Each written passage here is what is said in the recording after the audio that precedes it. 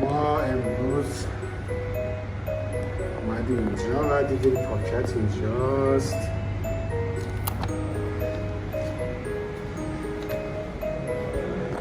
این چی توش هست؟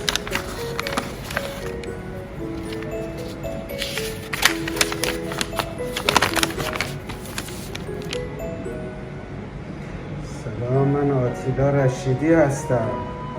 خواستم برای فداکاری و نجات مردم از دست کرونا سپاسگزاری کنم. قربون تو. اگه شما دکترهای جهان نبودید دنیا کرونایی شده بود به شکل ترسناک.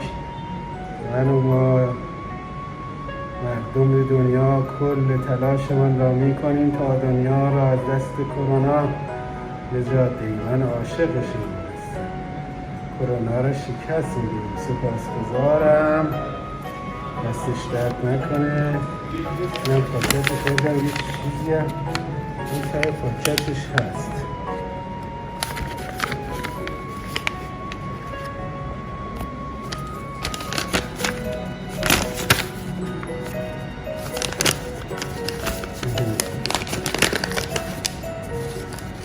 آخه